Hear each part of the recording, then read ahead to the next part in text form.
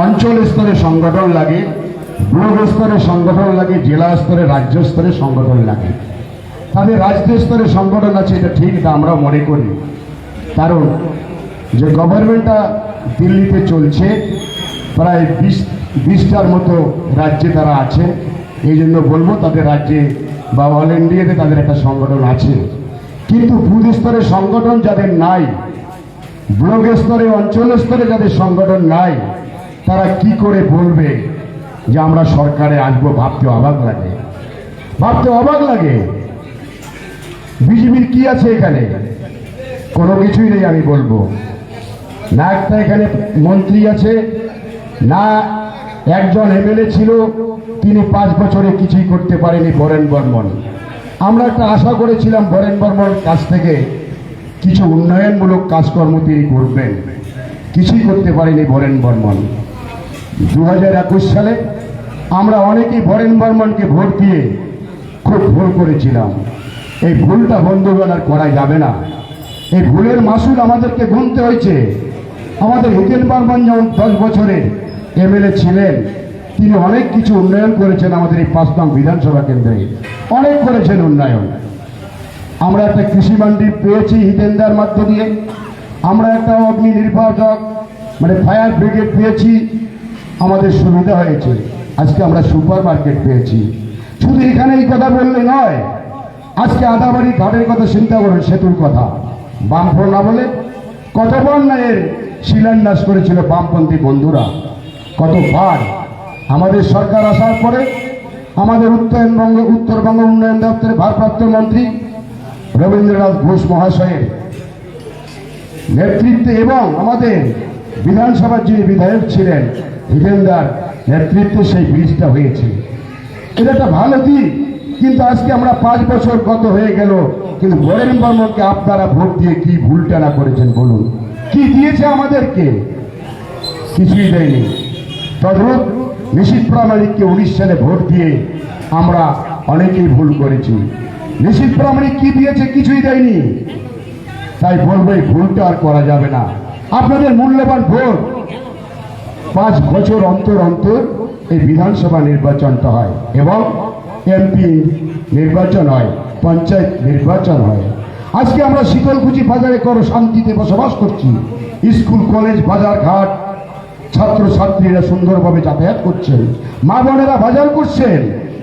আমরা দেখেছিলাম আমাদের আমলেও আমাদের সরকার আসার পরে শীতলকুচি বাজারে একটা অনৈতিকভাবে মানুষ চলাফেরা করছিল এবং কিছু কিছু ছেলে বা মানুষ দোকানদারের কাছ থেকে দ্রব্যমূল্য নিয়ে পয়সা না দিয়ে চলে যেত। আমাদের ব্লক সভাপতি তার নেতৃত্বে এই জায়গার থেকে আপনারা অনেক শান্তিতে আছেন। কোনো মানুষ আমার মনে হয় কারো দোকান থেকে পয়সা না দিয়ে কোনো মাল ক্রয় করতে পারে না। কারণ আপনারা বুঝতে পারছেন এই জিনিসটা। সেই জিনিসগুলো আপনাদেরকে ভাবতে হবে। আপনার শান্তিতে থাকতে চাই, শান্তিতে বসবাস করতে চাই। আমাদের ছেলেমেয়েরা বাজার ঘাট স্কুল কলেজ যাতে সঠিকভাবে তারা যাতায়াত করতে পারে, সেটাও আপনাদের একটা নিশ্চয়ই আপনারাও চাচ্ছেন। আজকে ভাবুন, ভালোটা তো সবাই চাই আমরা। ঠিক ভালোটাকে বজায় রাখতে হলে আমাদের সরকারের এই 4র্থবারের জন্য নির্বাচন, মুখ্যমন্ত্রী গড়ার নির্বাচন, সেই নির্বাচনে মুখ্যমন্ত্রী প্রার্থী হরিহর দাস মহাশয় শ্রী খুব ভালো মানুষ, তাকে জোড়াফুল চিহ্নে ভোটটা দিয়ে জয়যুক্ত করতে হবে। এখানে থেমে থাকলে নয়। আজকে সরকার প্রত্যেকটা মানুষের জন্য পাশে আছে। একটা গরিব মানুষ নয়, মধ্যবিত্ত সব ধরনের মানুষের পাশে আছে। শুধু তৃণমূল সরকারের বা যারা তৃণমূলটা করে তাদের জন্য নয়। CPM, forward block, BJP, Congress সবাই আমাদের সরকারের উন্নয়নটা নিচ্ছে, এটা মিথ্যা কথা নয়। আপনারা যারা টিভি দেখেন, পেপার পত্রিকা পড়েন, আপনাদের নিশ্চয়ই জানা আছে। আজকে একটা গরিব মানুষ বলুন, তার বাবা মা খুব গরিব হয়েছে, একটা বাচ্চা বা ছেলে বা মেয়ের কোনো রকম জমি জায়গা নেই। আজকে যদি স্বাস্থ্যসাথী কার্ডটা আমাদের দিদি আমাদের মুখ্যমন্ত্রী না করে দিত, আমার মনে হয় সেই বাবা মায়ের ছেলে বা মেয়েটার চিকিৎসা করতে পারতো না। আজকে স্বাস্থ্যসাথী কার্ডের আন্ডারে যে কোনো একটা বড় অসুখ হলে, কিডনির অসুখ হোক বা ক্যান্সার হোক বা হার্টের অসুখ হোক, সেখানে বেসরকারি হাসপাতালে বা নার্সিংহোমে আপনারা স্বাস্থ্যসাথী কার্ডের আন্ডারে চিকিৎসার সুব্যবস্থা করতে পারছেন। ভারতবর্ষের কোনো মুখ্যমন্ত্রী এই কাজটা আজ পর্যন্ত করতে পারেনি। আমাদের মানবিক মুখ্যমন্ত্রী এটা করতে পারছে। তাই আমি বলবো, মুখ্যমন্ত্রী যে সমস্ত পরিকল্পনা মাফিক রূপায়িত প্রকল্প সেটা আপনারা গ্রহণ করুন এবং মুখ্যমন্ত্রীর ভোটটা দিয়ে তার প্রার্থীকে জয়যুক্ত করবেন। আজকে চিন্তা করুন, একটা পরিবারে আপনারা হয়তো গ্রাম থেকে অনেকে আছেন, গ্রামের পাশাপাশি বাজারের পাশাপাশি আপনারা অনেকে জানেন, একটা পরিবারে আমি মনে করি 10 থেকে 12,000 টাকা একটা পরিবারে আমাদের সরকারের উন্নয়নগুলো পৌঁছে দিচ্ছে আমাদের সরকার। কি করে আপনারা প্রশ্ন করতে পারেন বা ভাবতে পারেন এটা ভুল বলছেন আপনি। ভুল নয়। আজকে একটা বাবা মায়ের যদি দুটা ছেলে থাকে, তার দুটা বউ আছে, বছরে 17,000-17,000-3400 মাসে 17,000-3400 টাকা পাচ্ছে।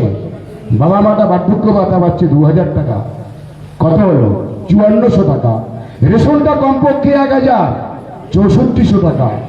এবারে সবুজ সাথী যদি কোনো বাবা মায়ের 20 বছরের ঊর্ধ্বে ছেলে মেয়ে থাকে, তারা পাচ্ছে 15-15-30 মানে 3,000। কত হলো? 10,400 টাকা। এই করে মুখ্যমন্ত্রী মমতা ব্যানার্জি মানুষের পাশে থেকে অনেক কিছু মানুষের বাড়িতে উন্নয়ন করে দিচ্ছেন। রেশনটা দুয়ারে সরকার বলে যে নামটা আপনার বাড়িতে পৌঁছে দিচ্ছে।